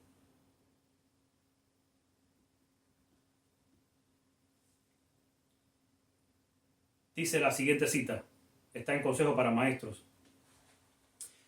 ¿No sería bueno que nosotros dedicásemos a Dios fiestas durante las cuales podríamos hacer revivir en nuestra mente el recuerdo del trato que Él nos ha dispensado? ¿No sería bueno considerar sus bendiciones pasadas, recordar las amonestaciones impresionantes que dirigió a nuestras almas para que no nos olvidásemos de Él? Siguiente cita. Y quizás alguno puede estar pensando, sí, para eso son las fiestas navideñas. Siguiente cita. El mundo tiene muchas fiestas y los hombres se han dejado enfrascar en deportes, carreras de caballos, juegos, hábitos de fumar y emborracharse. Muestran claramente bajo qué estandarte se hallan. Evidencian que no se hallan bajo el del príncipe de la vida, sino que el príncipe de las tinieblas los rige y domina. Y ahora dice ella, pregunta, ¿no tendrá el pueblo de Dios con más frecuencia santas convocaciones para dar gracias a Dios por sus ricas bendiciones? ¿Tendrá algo más que decir? Vamos a ver, seguimos. En estas asambleas anuales, los corazones de jóvenes y ancianos recibían aliento para servir a Dios, al mismo tiempo que el trato amistoso de los habitantes de las diferentes partes de la tierra reforzaba los vínculos que los unían a Dios y unos a otros. Y sigue diciendo, también hoy sería bueno que el pueblo de Dios celebrara una fiesta de las cabañas, una alegre conmemoración de las bendiciones que Dios le ha otorgado. Como los hijos de Israel celebraban una liberación que Dios había concedido a sus padres y también como los había protegido milagrosamente a ellos mismos durante sus peregrinaciones después de la salida de Egipto. Así debemos recordar con gratitud los diferentes medios que Él ideó para apartarnos del mundo y de las tinieblas del error y para llevarnos a la luz preciosa de su gracia y de su verdad. Y sigo leyendo. En los días de Cristo, vastas muchedumbres provenientes de todos los países asistían a estas fiestas, y si las hubiesen observado como Dios quería, con espíritu de verdadero culto, la luz de la verdad podría haber sido dada por su intermedio. ¿Por intermedio de quién? Del pueblo, no, de las fiestas. La luz podría haber sido dada por su intermedio a todas las naciones del mundo. Siguiente cita. Los que residían lejos del tabernáculo debían ocupar más de un mes cada año para asistir a estas santas convocaciones. El Señor vio, ojo con lo que voy a leer ahora, el Señor vio que estas reuniones eran necesarias para la vida espiritual de su pueblo. Las necesitaban para ser apartados de los cuidados mundanales, para comulgar con Dios y contemplar las realidades invisibles. Así que las fiestas tienen una función importante. Sigo diciendo, si los hijos de Israel necesitaban el beneficio de estas santas convocaciones en su tiempo, ¿cuánto más lo necesitamos nosotros en estos últimos días de peligro y conflicto? Y si los habitantes del mundo necesitaban entonces la luz que Dios había confiado a su iglesia, ¿cuánto más la necesitan ahora?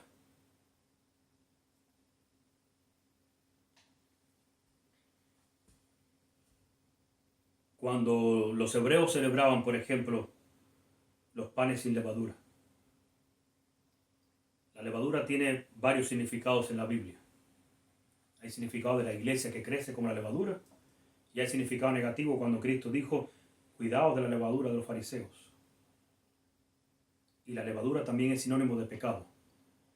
En la fiesta de los panes sin levadura, el jefe de familia en algunos lugares escondía pequeños saquitos de levadura debajo de la cocina, en muchos lugares de la casa. Y uno de las formas, no ritual, de la forma de los niños de entender el significado de ese día, era que ahora ellos todos, inclusive los adultos también, tenían que salir a encontrar los saquitos de levadura y sacarlos de la casa, porque eso representaba contaminación. Y así ellos se metían en su cabeza que así como ellos encontraban y buscaban y rebuscaban y cuando lo encontraban lo sacaban, así mismo tenían que hacer con todo pensamiento y con toda actitud dentro de su vida. Para el pueblo de Israel le era fácil estar conectado con Dios porque tenía sus santas convocaciones, sus tiempos señalados. Para nosotros vivimos la vida que vivimos porque no estamos conectados con nada durante el año. Empezamos con enero, el Día de los Reyes. Y si vas a febrero, pues el Día de los Enamorados. Y luego que si tienes las fechas normales, y cuando en Navidad tienes el Día de las Madres, y el Día de los Padres, y el día aquí en los Estados Unidos, el 4 de julio. Y después tienes el día de no sé qué cosa, y tienes después Halloween, y tienes ahora en noviembre tienes Thanksgiving, y luego tienes diciembre con Navidad, y en nada estás conectado con Dios. Para ellos les era fácil decir, ponte a tiempo, porque se acerca la fiesta de las trompetas. ¿Y qué anuncian las trompetas? Anuncian juicio, Yom Kippur. Así que tienes que ponerte también con Dios y con tu semejante. Y ahí a correr. Porque venía juicio. Y luego que pasaba el día de Yom Kippur, ahora celebraban las cabañas. Hemos de celebrar las cabañas porque te digo que Cristo viene en una fiesta de las cabañas, porque todas las demás fiestas se han cumplido. La del Cordero Pascual se cumplió. Los panes sin levadura se cumplió. Las primicias se cumplió cuando Cristo resucitó. Y llevó a las primicias, los primeros. Se cumplió Pentecostés, cuando en la entrada triunfal se derramó el Espíritu Santo y se desbordó, dice la sierva del Señor, y llegó hasta la tierra y bañó a sus discípulos, que ya para aquel entonces estaban unidos y unánimes en un mismo sentir. Se cumplió el tiempo de las trompetas en el tiempo de Guillermo Miller, cuando se empezó a anunciar que venía la venida de Cristo. Luego más tarde se entendió que lo que estaba viniendo era el juicio, era el Yom Kippur. Y falta una fiesta. La fiesta en la que todo rey era coronado o dedicado como rey. Tú podrías tomar el reino en cualquier momento porque se murió tu papá o por lo que sea y eras rey, pero tenía que llegar a esa fiesta para que fueras ungido como rey. Por eso en la entrada triunfal a Jerusalén, ¿qué hicieron la gente?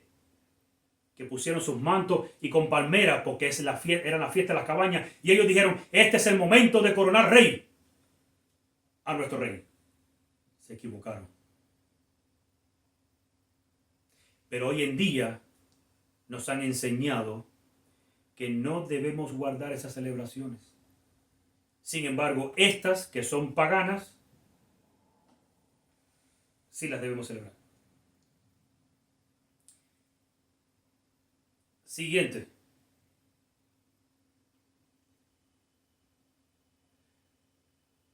¿Por qué dice el texto de Daniel 7:25 que primero pensará cambiar los tiempos y la ley? A mí ahora me llama la atención.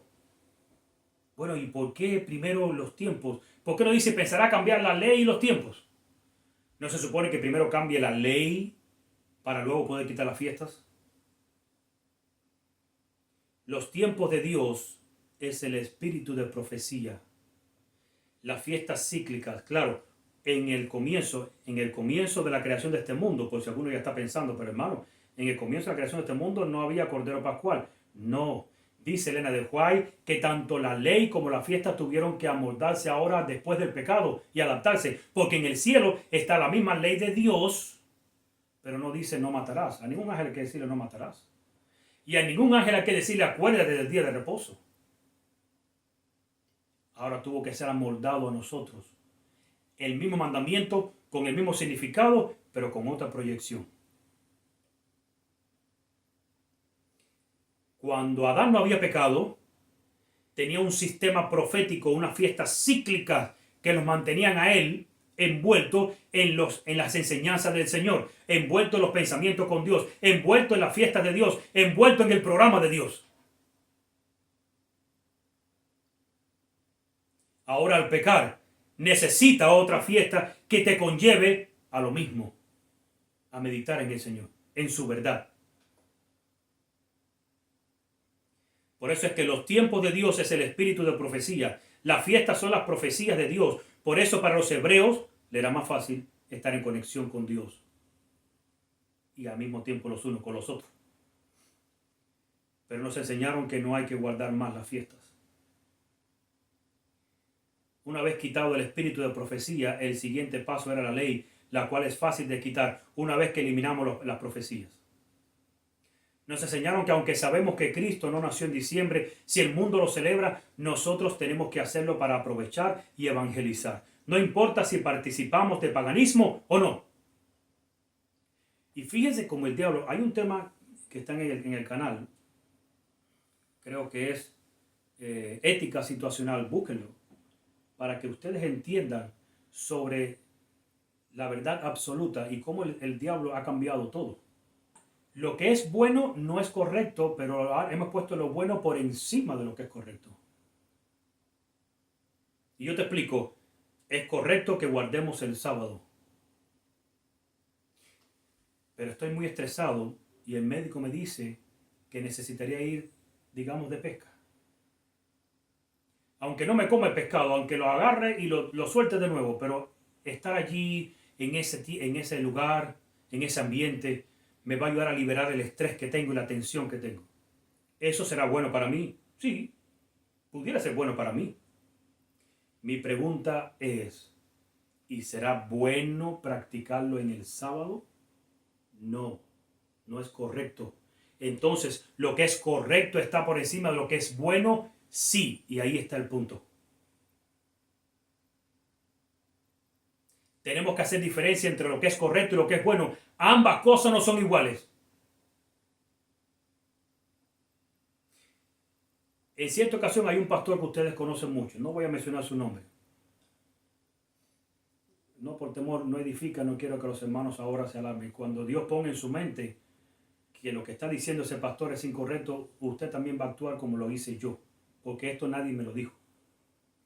Y este pastor cuenta su historia que estaba en una selva, yendo a predicarle a unos indígenas que habían allí, una tribu, y llegó hasta la tribu. Y resulta que en el momento que va a empezar a hablar, la tribu le dice, primero participa de la comida, de la mesa con nosotros.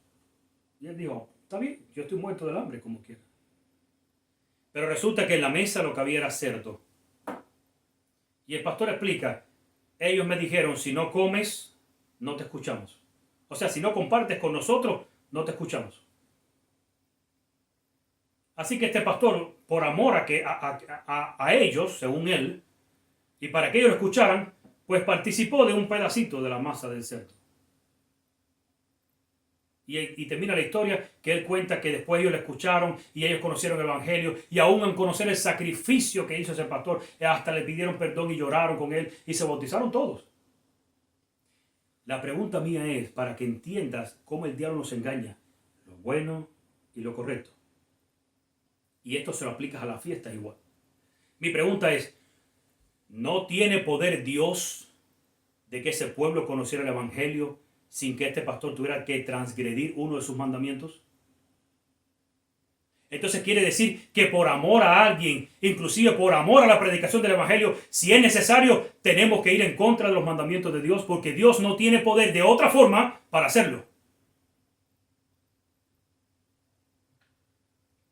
Si queremos salvar una vida, no hay que mentir en algunos momentos, porque no existe otra forma para Dios para lograr lo contrario. Y el diablo nos enseña y nos hace pensar que, y como hay que decir la verdad, pues la verdad no me va a ayudar, porque me está exponiendo. ¿Te das cuenta del clase de Dios que nosotros creemos o que a veces presentamos? Y la gente se mete en la cabeza, hay que ser, sí, hay que obedecer, pero cuando llega un momento y se ponen los ejemplos, cuando esté en el desierto y tenga mucha hambre y nada más que aparezca un pan con jamón, lo comemos. Porque Dios no puede hacer que tú no mueras en un día de ayuno. Porque Dios no puede hacer que tú no desfallezcas en un día de ayuno. Porque Dios no puede hacer que aparezca otra cosa. ¿Te das cuenta? Y la fiesta creemos que es lo mismo. Como el mundo las usa, nosotros las usamos porque es para evangelizar. Y para evangelizar significa que la ley de Dios se puede echar por tierra, porque se trata de que es evangelizar.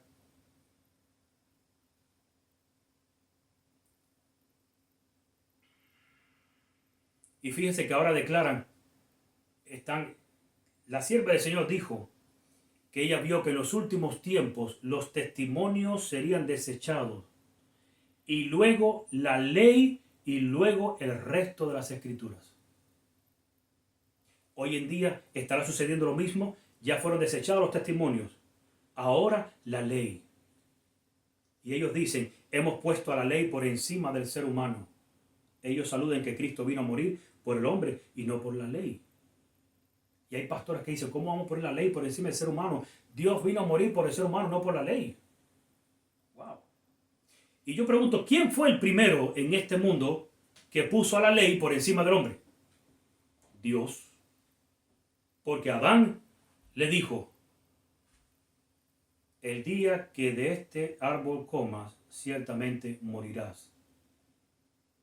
Puedes comer de todos los árboles, pero de este no. Esa es mi ley, esa es una ley. Y esa ley va por encima de nuestra amistad, esa ley va por encima de todo. Y si tú quieres, pues conforma un hogar sin ley y verás el desastre que vas a tener. Pero si quieres tener un buen hogar, tienes que poner la ley por encima de todo. Y el primero en cumplirla que sea la cabeza.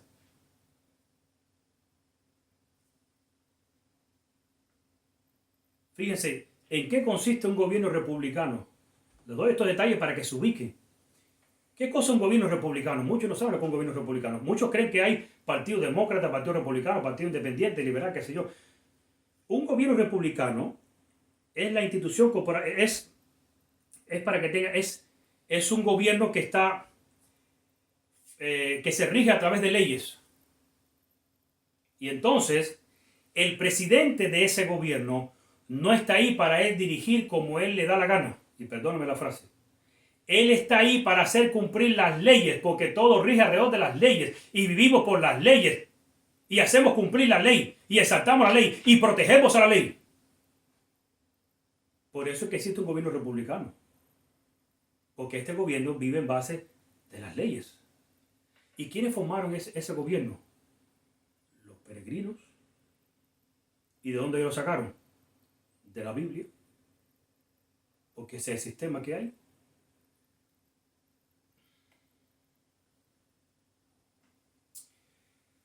¿Quién es la institución corporativa religiosa que estuvo a la vanguardia y trabajó codo con el cuerno pequeño y el Estado en tiempos de la pandemia haciéndole propaganda?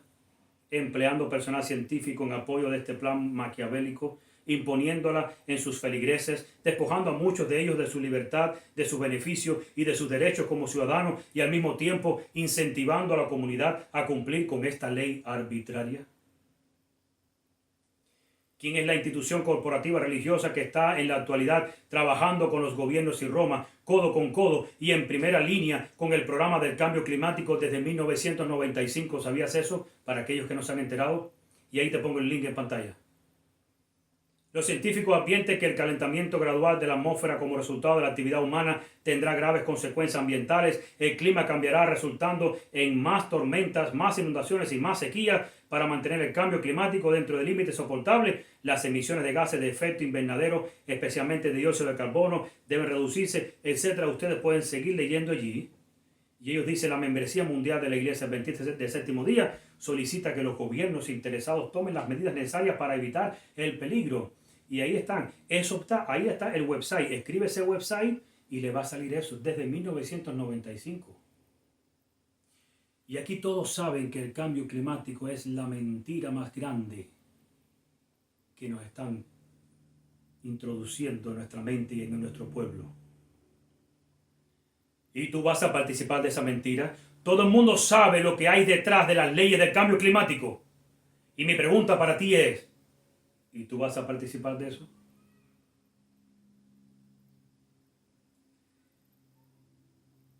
Dice la siguiente cita, entre el pueblo preferido de Dios hay hombres en puestos de responsabilidad que están contentos con permanecer en un estado de frialdad y apostasía. Su piedad se desvanece cuando se acerca la tentación. Para ganar la amistad de los mundanos, se arriesgan a las consecuencias de perder el favor de Dios. ¿Cuándo qué? Para ganar la amistad de los mundanos se arriesgan. Entonces quiere decir que el liderazgo se quiere ganar la amistad de los mundanos. ¿Será verdad eso? Sigo leyendo, siguiente cita. No todos los que profesan observar el sábado serán sellados. Aún entre los que enseñan la verdad a otros, hay muchos que no recibirán el sello de Dios en su frente. Tuvieron la luz de la verdad, conocieron la voluntad de su maestro, comprendieron todo punto de nuestra fe, pero no hicieron las obras correspondientes. ¿Y cuáles fueron las obras correspondientes? Los que conocieron también la profecía y los tesoros de la sabiduría divina debieran haber actuado de acuerdo con su fe.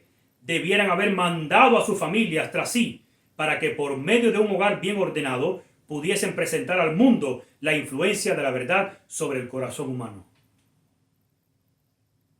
Y en esto erró el liderazgo corporativo, porque no les interesó la verdad, y mucho menos preparar a su familia, y mucho menos enviarla como ejemplo de nada.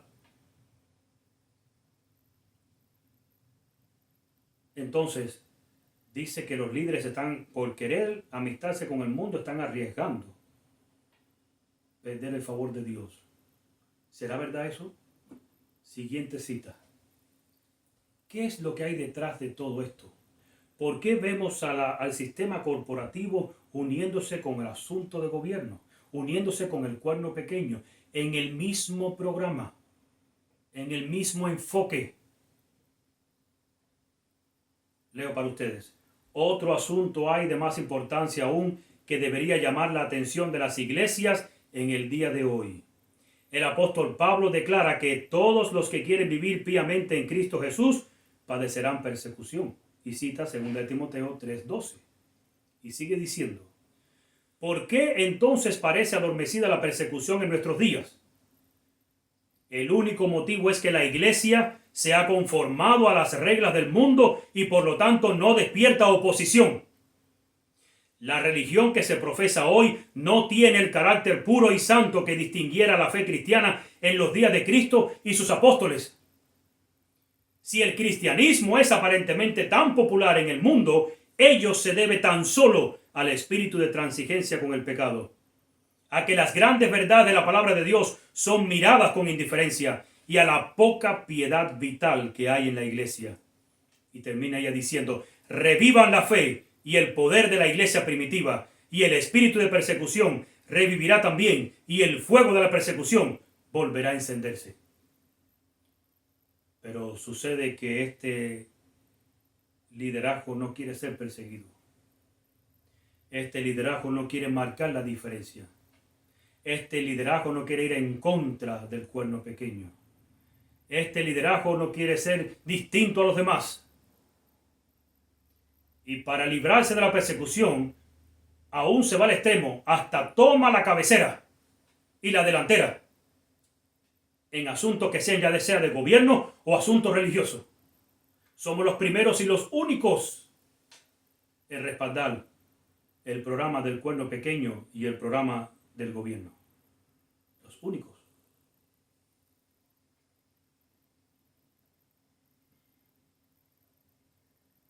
Existe mucha gente que reconoce la verdad, pero no viven conforme a la verdad porque no quieren ser perseguidas. Existe mucha gente que reconoce la verdad, pero no se sale de la fuente del engaño, permanece ahí porque no quieren ser distintos, no quieren señalarse. ¿Cuál es el llamado de Dios para este tiempo entonces, hermano? Volvemos a la pregunta inicial. Y ahora la vas a entender mejor. ¿Qué es más fácil o qué es más difícil? ¿Morir por Cristo o vivir por Cristo?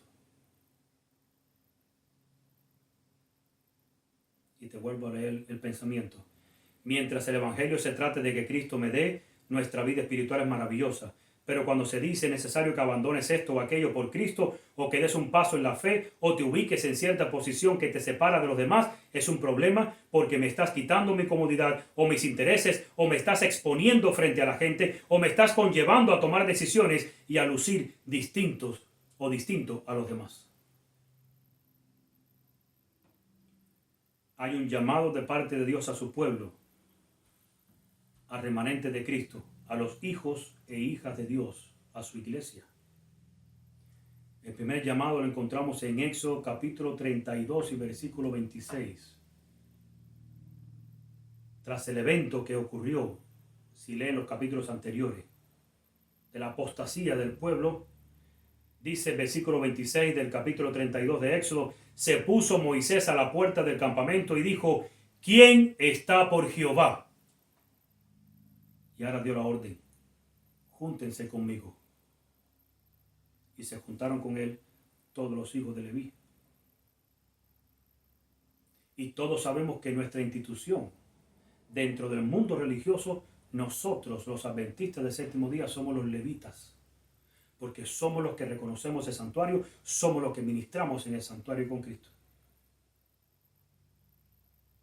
Y de hecho, si tú lees en la iglesia de Filadelfia, que tiene que ver con el triunfo de los 144,000, dice que seremos columnas en el templo de Dios. ¿Qué significará eso? Vamos a llegar ahí un día de esto. Cosas grandes Dios nos tiene. Segundo llamado, Lucas 1, 6 y 7, el versículo que iniciamos al principio. Dice que hablando de Zacarías y de Elizabeth, ambos eran justos delante de Dios y andaban irreprensibles en todos los mandamientos y ordenanzas del Señor. Segundo llamado. El primero, ¿quiénes están por Jehová? Tienen que juntarse con Cristo. Segundo, somos llamados a ser irreprensibles en todos los mandamientos y ordenanzas de Dios. Irreprensibles es que no fallemos en nada. Es que no nos vayamos ni a la derecha ni a la izquierda. Tercer llamado, segunda de Corintios capítulo 6, versículos del 14 al 18. No os unáis en yugo desigual con los incrédulos, y algunos piensan que simplemente se refiere a matrimonio. Es mucho más que eso. Porque ¿qué compañerismo tiene la justicia con la injusticia? ¿Y qué comunión la luz con las tinieblas? ¿Y qué concordia Cristo con Belial? ¿O qué parte del creyente con el incrédulo? ¿Y qué acuerdo hay entre el templo de Dios y los ídolos? Porque vosotros sois el templo del Dios viviente, como Dios dijo: habitaré y andaré entre ellos y seré su Dios y ellos serán mi pueblo. Por lo cual, versículo 17, salid de medio de ellos y apartaos, dice el Señor, y no toquéis lo inmundo. Y yo os recibiré, y seré para vosotros por padre, y vosotros me seréis hijos e hijas, dice el Señor Todopoderoso. Si tú me dices que eres hijo o hija de Dios, si yo te digo que soy un hijo o hija de Dios, como único lo voy a poder mostrar es que esté apartado de toda contaminación. Esa es la orden.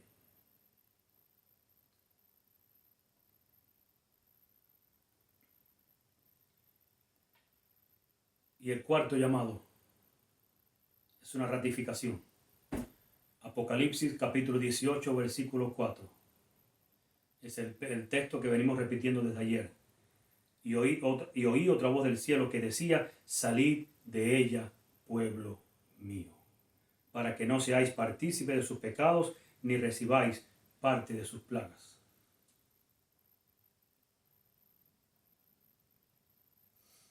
¿Qué vas a hacer? Por eso es que estamos haciendo énfasis, y aprovecho momentos para aclarar algo que me vienen a la mente, por cosas que la gente habla. El énfasis de salir de ella, pueblo mío, es que tienes que salirte de toda institución donde no esté el Espíritu de Dios. Y hay gente que dice: pero en mi templo se cantan himnos todavía. Muy pronto te vas a dar cuenta que tu templo se contaminará igual, porque pertenece a la misma institución. No puede andar por cuenta propia tu templo. Tu liderazgo no puede andar por cuenta propia. Su pastor no puede actuar por cuenta propia.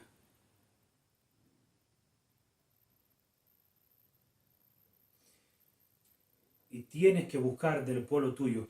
Necesitamos prepararnos para este tiempo.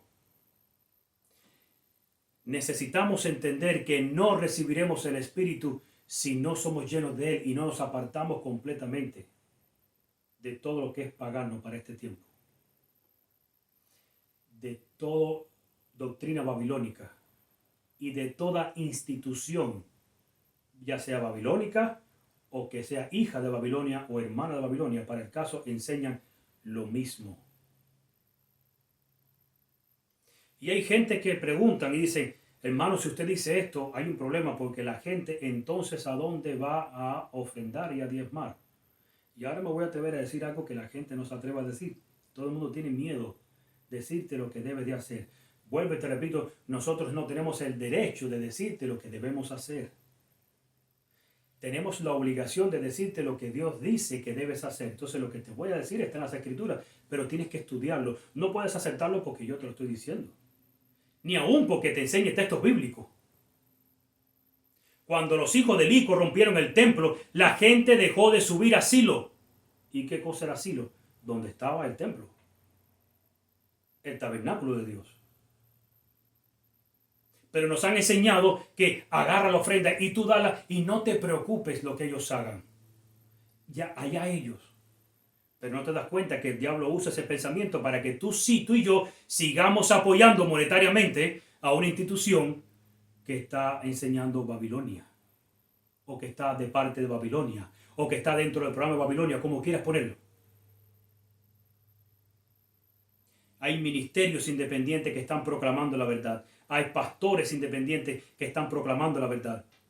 Y muchos nos acusan de que nosotros decimos esto para que el dinero venga a los ministerios independientes. Por eso ayer les dije algo. Nosotros no pedimos ayuda monetaria.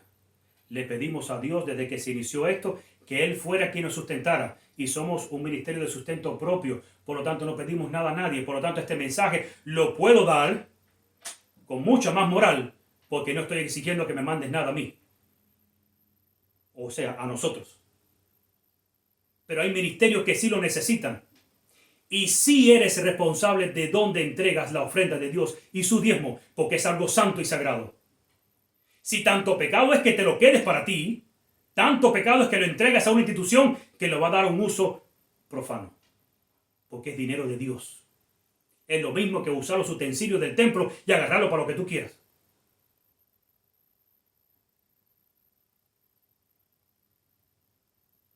Es hora que despiertes.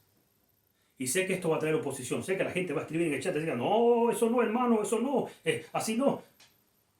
Por eso le leí el texto del principio de la matutina, reflejemos a Jesús.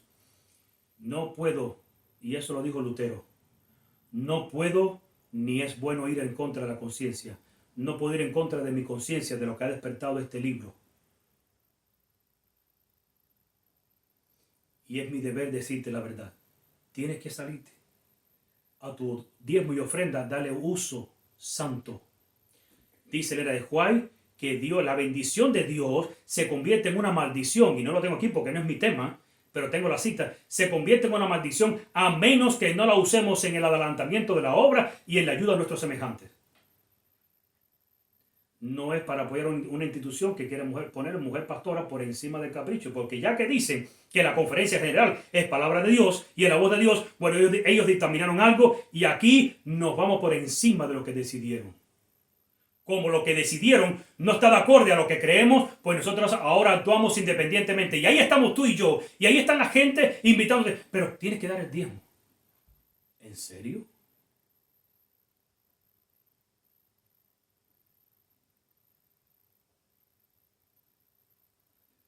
Esta obra se va a terminar.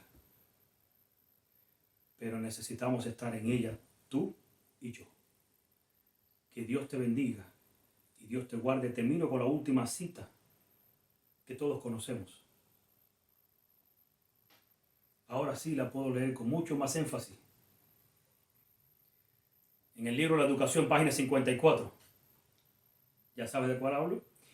La mayor necesidad del mundo es la de hombres que no se vendan ni se compren, hombres que sean sinceros y honrados en lo más íntimo de sus almas, hombres que no teman dar al pecado el nombre que le corresponde, hombres cuya conciencia sea tan leal al deber como la brújula al polo, hombres que se mantengan de parte de la justicia aunque se desplomen los cielos.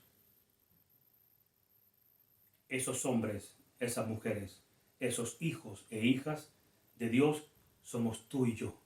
Y Dios nos llama a salir al frente. Enfrentemos esta batalla. No tengas vergüenza, no tengas temor. Dios está con nosotros. Es su mensaje. Yo no me avergüenzo de este evangelio porque esto no es una interpretación mía. Esto no es un estudio que yo he realizado. Esto no es nada que de una universidad a la cual yo he asistido. Esto ha sido todo lo que más hacemos aquí. Ustedes lo saben, son testigos. Es leer del Espíritu de la palabra de Dios y leer del Espíritu de profecía. No hacemos otra cosa.